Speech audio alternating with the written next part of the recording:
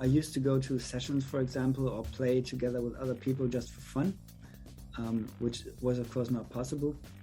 And but apart from that, no, I think my music has not been affected, at least not that I know of. Right. Could be psychologically, I don't know.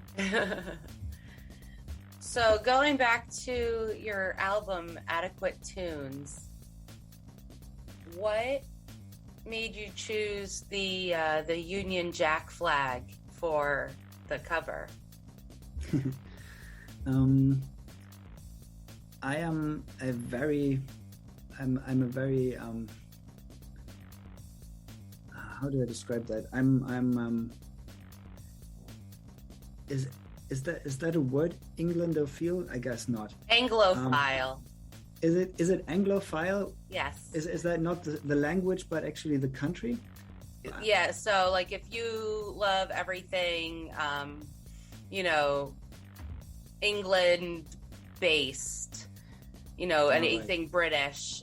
So that would be an Anglophile. Just like if you love anything French, you'd be like a Francophile. Yeah. Right.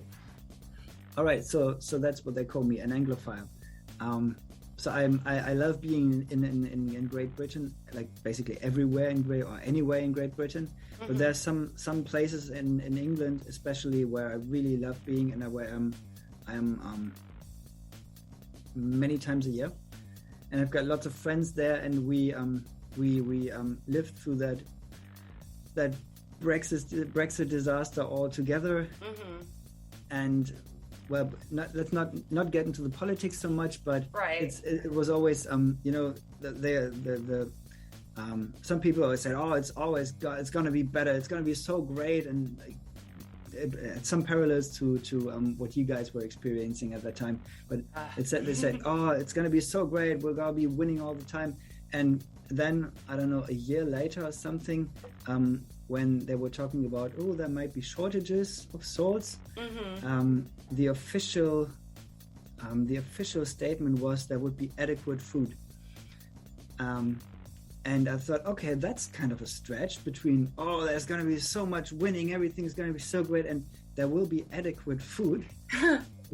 more, if it wasn't so tragic, it would be so funny. Right. And then a friend said, okay, based on that, you have to call this record Adequate Tunes. It was not my idea, but a friend's idea. And she also said, you have to, put a Union Jack on that somehow, do something with the Union Jack and call it Adequate Tunes. And I don't even know what I would have called it then. I think, it would have gotten the title of the record which I'm doing right now. Ah. So I just I shifted it for one album. Awesome. Yeah. So that's awesome. The story behind this. That's the story. And before recording, you said, let's not talk about politics. And yet you're the one who brought it up. Yeah, sorry about that. No, that's quite all right. That is quite all right. Despite politics, would you ever consider moving to England permanently? I have considered that in the past, yes. I'm not sure if I'm considering it right now. Not with that government, at least. Uh-huh. And it has become harder for us Europeans to go there, or to move there at least, or buy property or something like that. But I'm not saying I wouldn't do it in the future, because there's lots of places I really, really love over there, and I could imagine living there. Yeah. Awesome. What area do you prefer? The southwest, really. So that's Cornwall, Devon, or kind of the other extreme, Scotland. Mm-hmm. Especially the Highlands and the Hebrides, or Edinburgh. Mm-hmm. That's really some beautiful places over there. That's awesome. I've always wanted to visit Glasgow. Oh yeah, that's really nice. If you like architecture. Yeah. Especially architecture, men in kilts, and the sexiest dialect. I mean, I don't see any negatives there. No, because there aren't.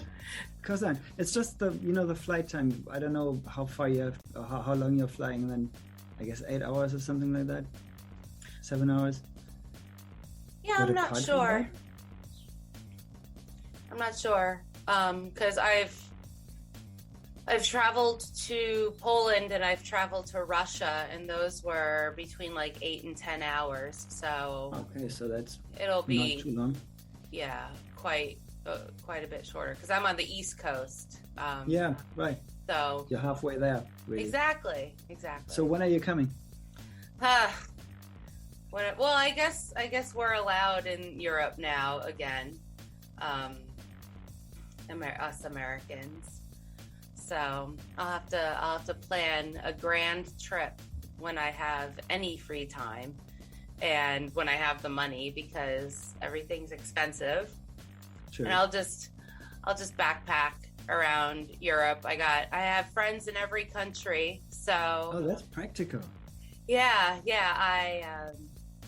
I write for a Eurovision website as well, and so I have a lot of international friends and correspondents because of Eurovision, and now because of all my work with all the Italian artists, and now I'm finally able to move more internationally in Europe and not just stick to Italians as my my main kind of audience.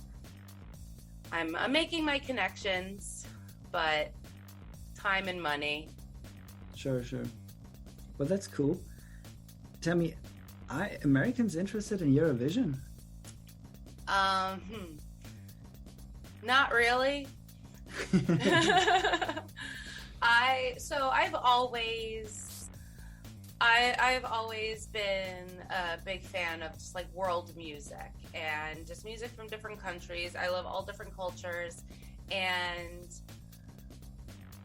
I didn't know what kind of music I was looking for. Like I was like, I want to listen to something, but like I don't know, like how do I do it? And then Netflix had 2019's Eurovision on it, and I saw that, and I'm like, yes, this is what I want. And I became immediately obsessed. And they did make that Eurovision movie, which is okay. I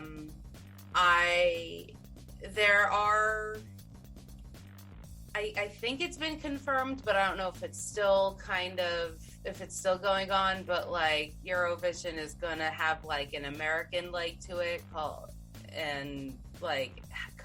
happen in America, and I don't want that to happen because Americans ruin everything, and I don't want them to ruin Eurovision. Believe me, it's ruined already. Too many wind machines, too much dancing. True. Too many special effects. Yeah. Also, Australia? I mean, the most famous European country, Australia. Are they though? Are they? Are you sure this is not a mix-up between Australia and Austria? Because I'm not sure. It's funny because when I discovered Eurovision on my own, and then I introduced my husband and like his sister and everybody into it.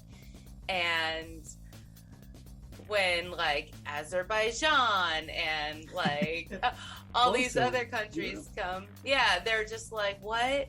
That's not Europe, and like not really. And so then I'm like, well, it's everybody who gets the EBU, everybody who gets the television broadcasting station. So I guess if you get that station, then you're European. You're in. You have to come. And to be honest, I don't care. Throw every country in the world in there. I don't mind. It's called Eurovision, but it could be called something else. So let's call it, Panavision, maybe not Panavision, that is something already. But something like that, Global Vision or something. Maybe it would make things more interesting, because to me, I mean, I have watched almost every Eurovision since I was a kid. Not the last one, I don't know why, but I haven't. But the music, most of the music, I would call this genre Eurovision music, because many songs are really like pulling from the same hat. At least to my to me. No, I absolutely agree. And it's when you take like a deep dive into the individual artists and listen to the other music that they make, a lot of it sounds completely different than what they brought forward to Eurovision. But yeah, no, I absolutely agree. Like Eurovision, like the music is its own entity. It's its own genre.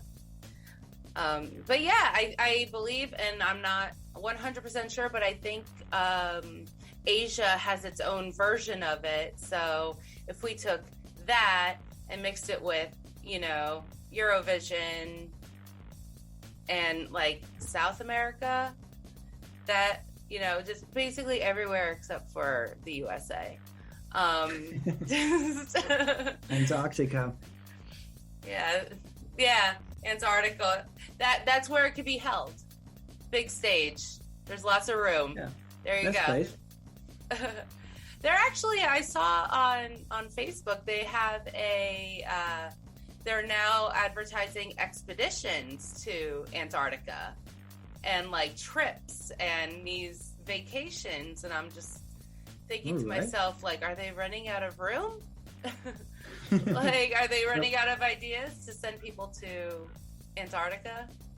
I don't know. I mean, it's a special thing. I always wanted to go to Antarctica. I don't know why. It's fascinating that it's so huge, but it's never, you don't have it. It's not on your memory. Antarctica is a really, really big place, like you say, but it doesn't really happen.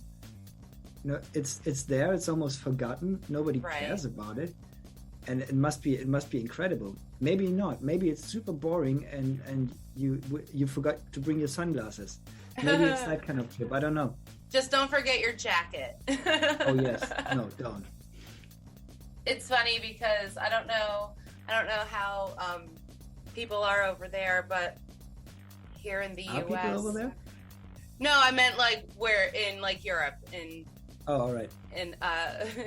But here in the U.S., there's so many people believe these conspiracy theories, and so like they're like, oh, there's bunkers drilled down deep underneath the icebergs in Antarctica, and it's all this is huge government facility, and they're doing all these secret things, and it's.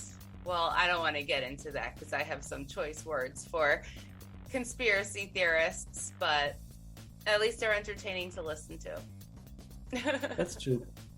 They are entertaining to listen to, but yeah, we've got them over here as well. It's probably different. Well, maybe not. Maybe now with the internet, it's not different theories.